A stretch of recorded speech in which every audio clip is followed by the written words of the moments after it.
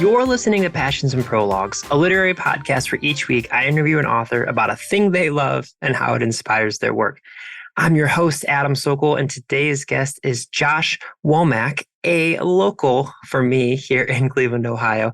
Josh has a book that came out earlier this year called You're Not That Funny, Stories from Cleveland Stand-Up. Josh, for a while, was a stand-up comedian here in Cleveland, Ohio, and wrote all about what that experience was. It was really, really fun to get to talk to him about this for multiple reasons. One, we have a mutual friend that connected us. And as anyone who's been listening to this podcast for a little while knows, I am a big stand-up comedy nerd. So it was great to kind of pick his brain on joke construction, ideas, where things came from, and just his overall experiences. Josh is also a copywriter by trade. So that's something that, I obviously am very much a part of and in that world, both as an aspiring writer and someone who creates content for a living as well. So just really fun to have a kind of inside baseball discussion about how we focus on what content is going to catch people's attention, how we build things out in a way that is kind of eye-catching. And yeah, just a really great discussion with someone who is very, very local to me. It was a really wonderful time. I had a great time getting to know Josh, and I think you will as well. I want to give you a book recommendation that is on theme with this discussion, and I'm going to go with Sick in the Head, Conversations About Life and Comedy by Judd Apatow. Judd Apatow is obviously known the world over for his wildly successful movies, but Sick in the Head is a series of interviews that he did with the funniest people he knows, comedians, actors, movie writers, and all sorts of different celebrities that you will definitely have heard of. Judd also is a stand-up comedian now and again, but these discussions are really, really interesting. The conversations are fascinating. And again, it's a really interesting breakdown of the construction of comedy and why things are funny and so much more. So that's Sick in the Head by Judd Apatow. And again, Josh's book is You're Not That Funny, Stories from Cleveland Stand-Up that you should check out as well. I'll put a link in the bio there. Okay, if you want to get a hold of me, you can always find me on TikTok and Instagram at Passions and Prologues. You can also find me by shooting me an email at passionsandprologues@gmail.com. I love hearing from everybody over there as well. That is all the housekeeping. I am going to gracefully transition into my conversation with Josh Womack, author of You're Not That Funny, on Passions and Prologues.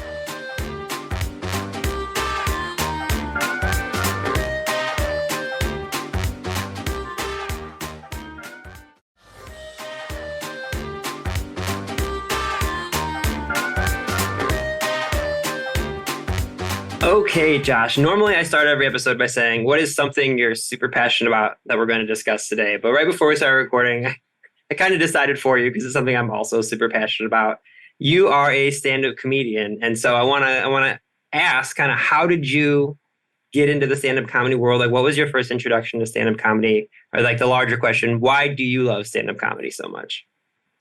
Yeah, stand-up was one of those things where I think on most people's mind, it's really one of those kind of bucket list items where, they've made their friends and family laugh, or, maybe they've been at a party and they've cracked a few jokes and, got a good response. And I think, it's just a matter of, do you want to take that next step to actually do an open mic, or do you want to, try to develop, 2 or 3 minutes of stage time?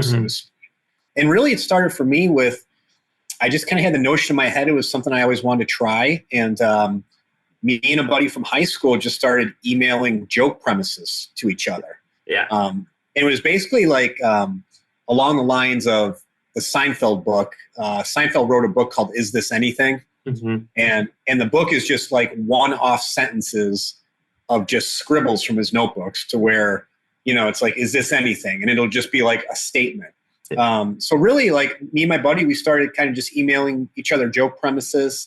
And then, I kind of got into stand-up the way a lot of Northeast Ohio comedians get into stand-up through a guy named Dave Schwensen teaches a stand-up comedy workshop. So Dave he's probably had close to 1,000 people come through his workshop. He's been doing it for, I think, 20 or 30 years now. And with the workshop, it's funny, like, you meet at the Cleveland Improv, and you get up in front of 7 or 8 of your classmates and you try to do stand-up, and it's extremely nerve-wracking because, first of all, trying to do stand-up in front of 7 or 8 people is not ideal. And then when you're just starting out, nobody's really good, So you go up there, you try to fumble your way through a set, and then Dave would kind of give you some instructions on not really the writing aspect, but if your material was universal enough, if it was something that like every audience could get. Were you talking about, relationships, and were you talking about getting older? And then what we ended up doing was we had a quote unquote graduation performance at the Cleveland Improv, where you invite your friends and family on like a Wednesday night.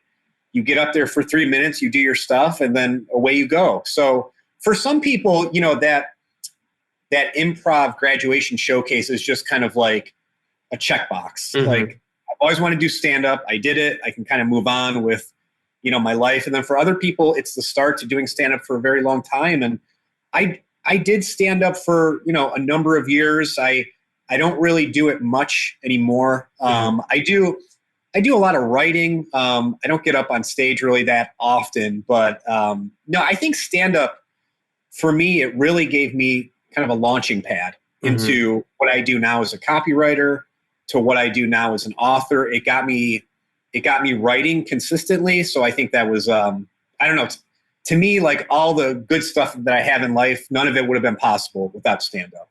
Yeah. So I'm curious for you. Like I assume it's the same for you. I have always loved stand-up comedy, like since I was a little kid, and it was, a lot harder to find stand-up. You would like, it'd be one of those things where I'd be just like watching Comedy Central, like 1:30 in the morning, waiting for like a one of those premium blends or whatever they were called.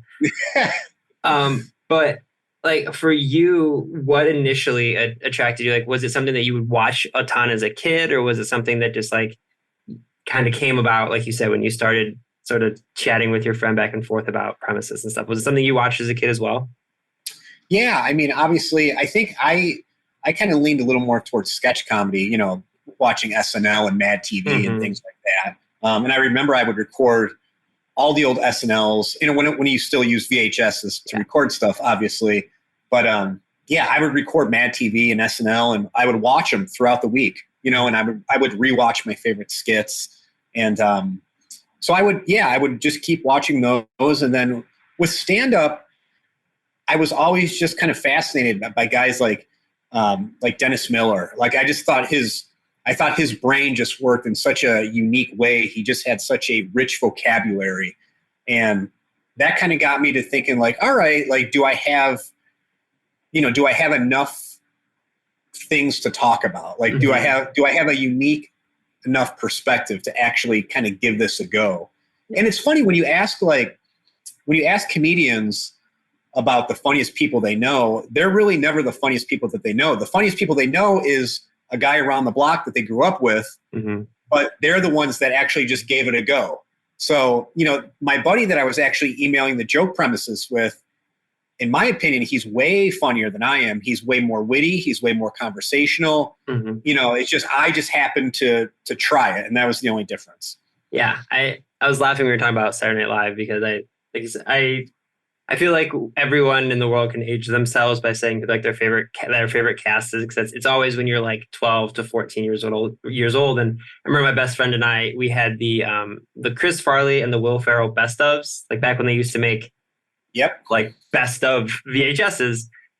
Of course. And we wore those things out. Like I can still remember like the Chris Farley commercial. Like, did you know you were drinking Folgers like crystals? And like there's all of these things, and I know what you mean. Like I would watch those religiously. I still do lines from those various things like today. But you're right, like to be a stand-up comedian, I feel like a lot of it is taking that first step and being like, all right, I'm going to get up here and I'm going to make a fool of myself for a long time before I get good at it. But like, I guess something I'm really fascinated in, you talked about like a lot of people's funniest person they know usually isn't a stand-up comedian. It's like, what do you think the difference is between being funny with a group of people and being funny on stage in front of usually a lot of strangers? Yeah, I think it goes back to, do you have a story to tell that's universal enough for people to understand? Because not everything can really be inside baseball, or you'll kind of lose the crowd that way. You think about like Ray Romano, his stuff is about marriage and kind of getting older and his parents and things like that. And I just think there's a big difference of actually kind of riffing if you're at a party, or, if you're with your buddies tailgating and you crack a funny joke. I think there's a fine line between doing that and then actually sitting down to write a stand-up set. So to actually sit down and to kind of weave a story together, and then to tell a story with surprise endings. And that's kind of, in my opinion, what stand-up is. It's a bunch of short stories with surprise endings. So can you kind of take the audience one way and kind of zig when, they think you're going to zag?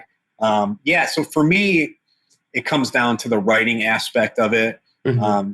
Actually putting pen to paper and actually, trying to streamline a set so it makes sense for a group of strangers that you have never met before. And there's a good chance that you're never really going to run into again. Because with your friends and family, they kind of have you kind of have equity with them. Like they know your personality. They kind of know your, what makes you tick and your nuances.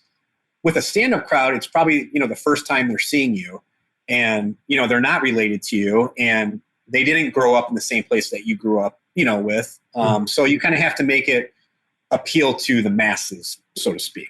Yeah. I love what you're talking about, like zigging when people are expecting you to zag. But I think of all the different types of comedians that I love, and they're all very different from one another. Like I got a chance before he passed away to see Mitch Hedberg with my brother.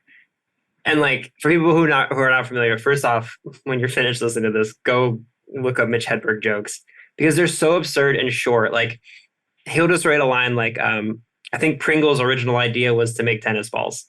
And like, perfect. It's perfect. It's like a perfect line. There's no waste of it. But then I also think there's something so unique about, there's this comedian, Nate Bargatze, who's very, very popular, and he's very clean. He doesn't swear. He doesn't tell blue jokes, but he's from a very small place, I think in Tennessee. And he'll talk a lot about that in his sets.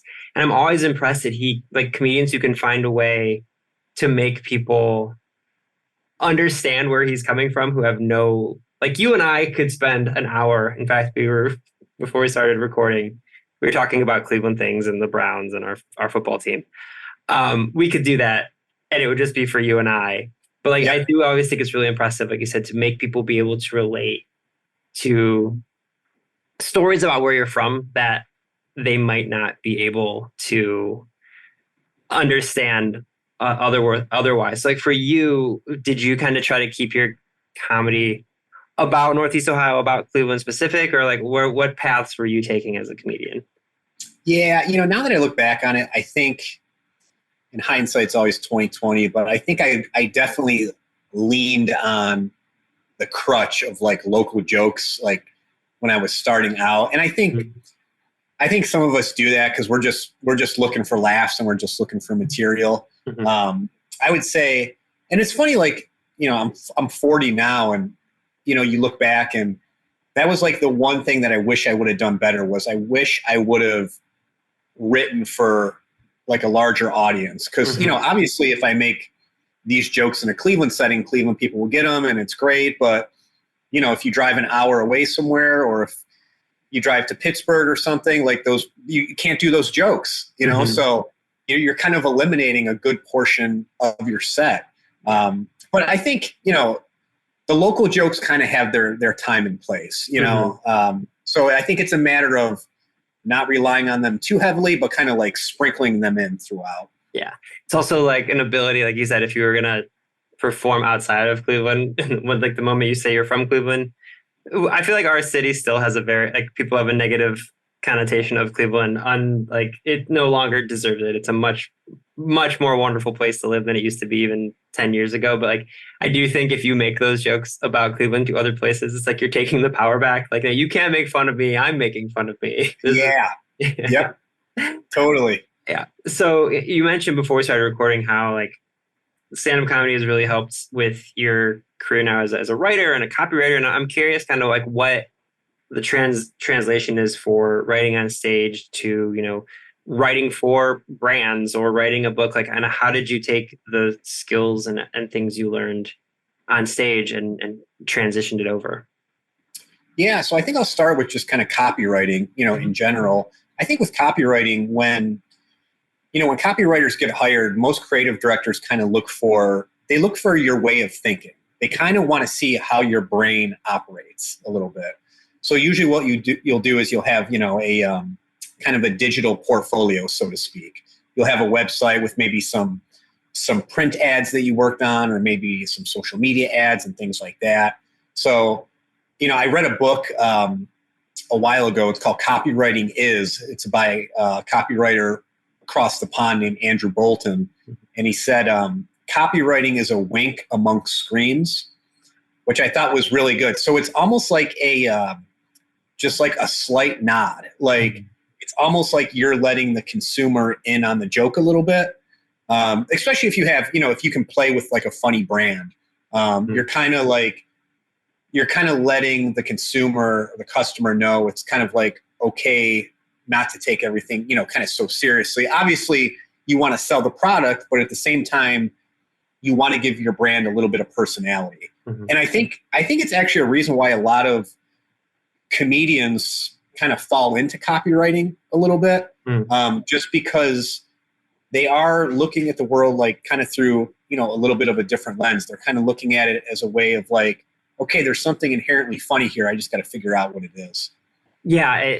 For people who've been listening for a while, they know I'm a marketer. I work for a tech company. I do marketing. And like before we started recording, I was working on producing what will be our new monthly newsletter. And like, I know exactly what you mean, because it's every single one of us gets, 150 emails a day, whatever it is. Like, we all get so many emails. So it's like, how can I write something, or how can I create like you said, a social media ad where people are scrolling through the Instagram or LinkedIn or wherever they are, and like, how can I get away for them to pause for 2 seconds to actually look at this? And I think I love what you were saying about how comedians are probably better at that, because like it's working on those like tight, like what 5 words can I say to capture your attention? And like, I guess, like, do you work? I tend to be an overwriter, and then like pare down. Like, how do you approach from a copywriting standpoint? Like, how do you approach creating the things that you are working on from, brand to brand, or, when you're just trying to produce your work? Yeah, I think, in the beginning, I think I probably wrote a little too much. I was like an overwriter, so to speak, like you were saying. But it was funny. Another copywriter kind of came aboard the agency, and I was always really impressed with how she kind of kept her word counts low, and she was just able to say the same thing I did, but she was always able to say it in like 3 or 6 less words. Like she would add like an emoji, or like she would be able to just say it so much more simpler. So I think over time, I'm very cognizant of word counts now. So like what I'll do is, when I write an email or something, I'll kind of run it through like a character counter or a word counter. And if it's at 100 words, I'll be like, all right, can I get this thing to like 85 or 90 words? Can I shorten it just a little bit?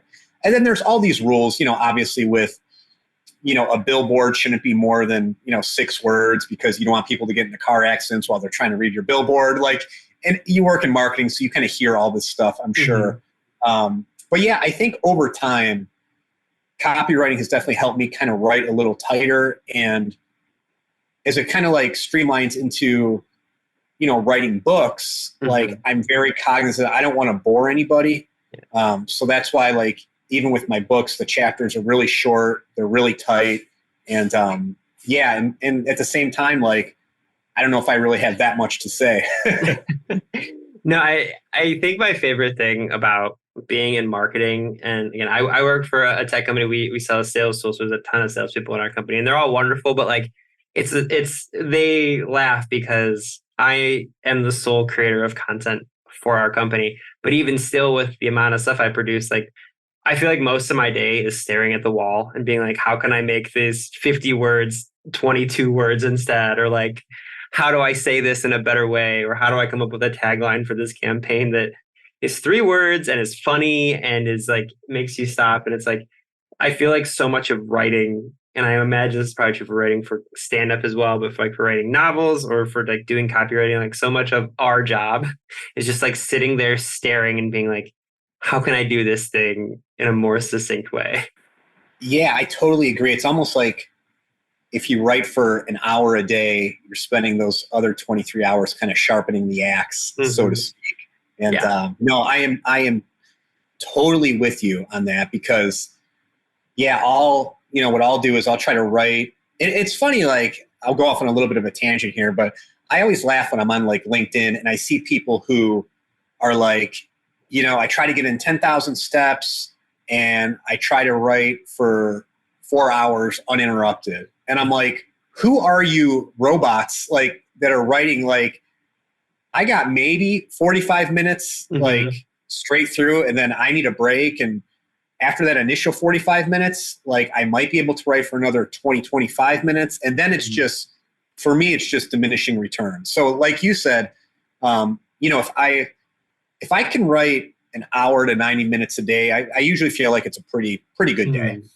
Yeah, that is, I do believe in like giving myself blocks like about an hour, because if I see that I have a meeting coming up in like 20 minutes, I'm like, well, that's 20 minutes that I'm just going to not do anything and not be productive. But you're absolutely right. There's this like perfect zone, like you said, like 60 to 90 minutes for me too, where I'm like, if I schedule 4 hours to write something, I'm not going to do it. It's almost like I need that, like what is it? Deadlines for actions. They always say, it's like, I need to know like, okay, if I have 90 minutes or I have 60 minutes, but if I only have 20, forget about it. If I have 4 minutes or 4 hours, forget about it. It's not going to happen for me. But I'm curious. So for you, as someone who writes as part of your job, and then like you said, you're also an author, and your latest book is out. You're Not That Funny. Like, do you find ways to separate the two, or do you find like after a day? This is my problem as also an aspiring author. Is like I write all day, and then I get done writing, and I'll go for a run, and we'll eat dinner, and I'm like, okay, now I got to write more. How do you kind of delineate between like work, and like enjoyment writing? Yeah. So I think, one of the things I do is I just try to get the book stuff done before the workday starts. And there's a ton of stories of people who've done it that way. I think John Grisham did that for a number of years, before I think he was a lawyer before he was a best-selling author. But he would try to get in that writing before, all the emails and all the meetings came and things like that. And honestly, like the goals that I strive for are really, really small. So, Stephen King writes 2,000 words a day. Yeah. So that's like elite level. That's like Michael Jordan, Tiger Woods, Steph Curry, kind of all rolled into one.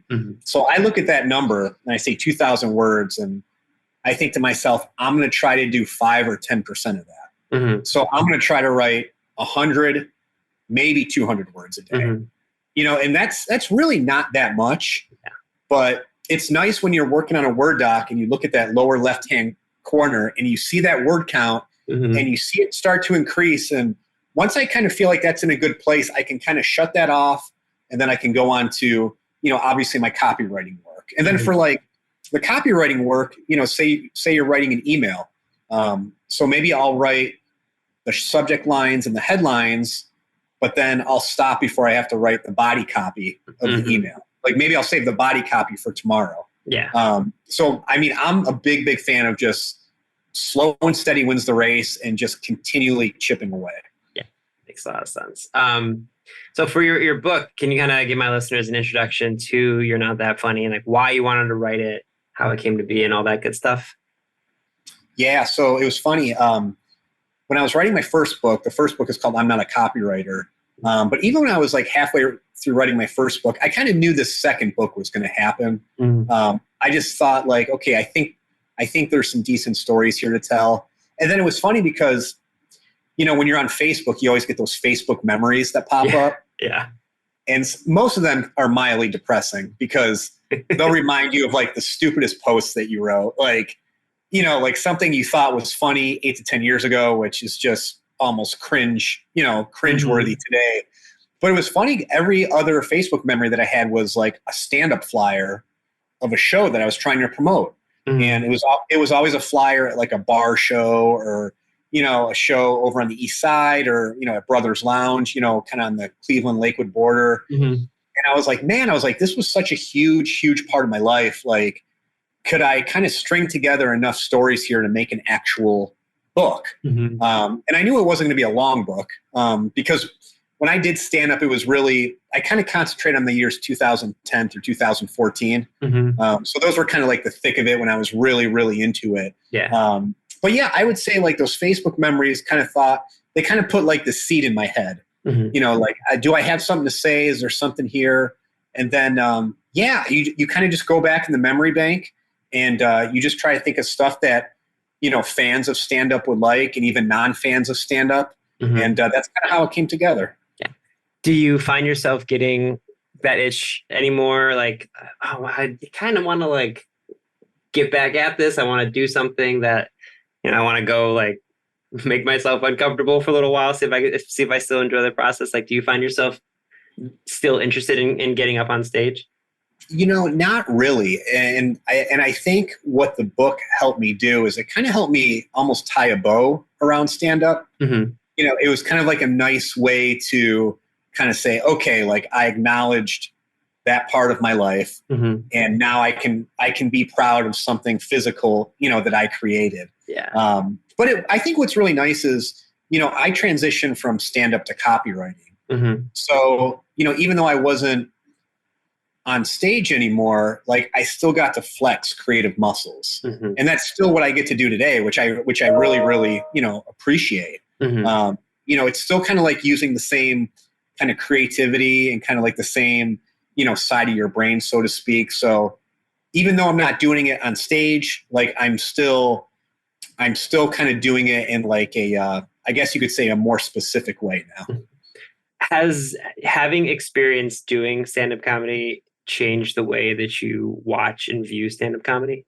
Yeah, I think anyone who's done stand-up, probably has some snobbish opinions, when they see other stand-ups, especially just from the joke writing process. Like sometimes you can see a joke and you can see the punchline coming from like a mile away. And there's nothing wrong with that, but I think stand-ups admire other stand-ups when they write something that's like, oh, I wish I would have thought of that, or oh, that's a joke that I wish I would have, written. So I think, stand-ups will always kind of have that kind of that way about them. So yeah, that it definitely affects how you watch stand-up. Yeah, actually my boss, my VP of marketing, she and I joke that the reason we're good at marketing is because we hate marketing, and so like it takes a lot to act. It takes a lot for us to actually be like, oh, that's a really good idea. How can we play off of that? Because most of the marketing I see as a marketer, I'm like, that sucks so much. I knew where they were going with that. It's like, yeah, I know exactly. I feel like I assume people who have the experience in stand-up comedy, like much tougher crowd, just like marketers and copywriters are much tougher, like to please with a line. Yeah. But when you do get one that works, we're the people who are like, oh my God, well done. That's really good. Oh yeah, it's funny. You definitely give props where where it's due, and it's funny. Like just I guess from a marketing perspective, like it's funny now how like I'll pay attention to like radio ads, like you know what I mean, and I'll actually listen to them, and I'll think like, all right, was this good? Was this bad? Like and you always ask yourself, could I have done better with it? So I totally get where you're coming from. Yeah. And then the insane end of the spectrum is when you see like there's the Oatly, that oat milk company, like they do insane ads where they're like, what's the most, like what would be dumber than a oat milk company creating a New York or like a Times Square billboard ad? 2 of them, and like there's a second ad, like there's a second billboard right next to it. They spent like those are the ones where people will be like, did you see this? I'm like, yeah, they also had a probably $1 million budget for that. Like it's a little bit different. Of course. Yeah. Yeah. So I always end with having the author who has come on give a recommendation of any kind. It can be a book. It can be a TV show. I've had people recommend going for a walk. What is something you want to recommend that, more people should know about or should do? Well, I'll always recommend going for a walk because, that's just a great way to clear your head and kind of loosen the cobwebs that are, between your ears. Mm-hmm. Okay, I'll give a book recommendation. There's a great book by an author named Stephen Pressfield called The War of Art. Mm-hmm. And it's not The Art of War. That's the more popular book, but it's just flipped. So it's The War of Art. And basically, Stephen Pressfield he is an author who didn't really start writing consistently until he was, I think, in his early 30s. He wrote a bunch of screenplays. Nothing ever got picked up. Mm-hmm. And I think the first time he got something published, I think he was in his early 50s. Mm-hmm. And his book is just like a really nice, it's almost like a handbook for any creative, mm-hmm. Whether you're a designer, whether you're a copywriter. But then he does a great job of like streamlining it. So, if you're an entrepreneur, you'll get something out of it. Or if you want to start your own nonprofit, you get something out of it. And it's really just like it's a really lean book. And it's kind of a nice kick in the butt. Mm-hmm. I read it about once every year and a half. It's a really short read, only about 120 pages. The chapters are really, really short. But The War of Art by Stephen Pressfield, if you're feeling a little lost creatively, I definitely recommend giving that a read. Awesome. I'm definitely going to check that out. And all my listeners should also check out You're Not That Funny by Josh. It's fantastic. And you'll get a little bit of an insight into, our world here in Cleveland that we love so much. Josh, thank you so much for joining me today. No, super appreciate it, man. Go Browns.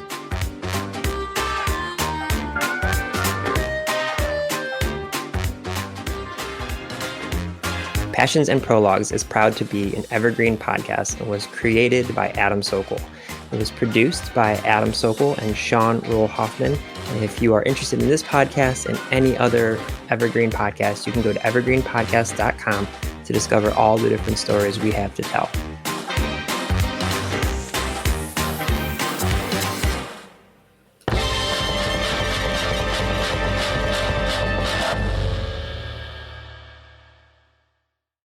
Mad Magazine. Advertising mascots. B-movie posters. And cartoons. Oh yeah, can't forget cartoons. If you get the funky connection that ties these pop culture gems together, you'll dig Two Designers Walk Into a Bar. See, we're a couple of creatively curious pals living between the bookends of grand museums and dive bars. Hey, you know the place, the sweet spot where highbrow and lowbrow become drinking buddies. So join our barroom chats as we talk influential work and uncover stories of how the familiar became iconic. Think behind the music for the stuff we love. Check out our website at twodesignerswalkintoabar.com. And listen wherever you get your podcasts or visit evergreenpodcasts.com.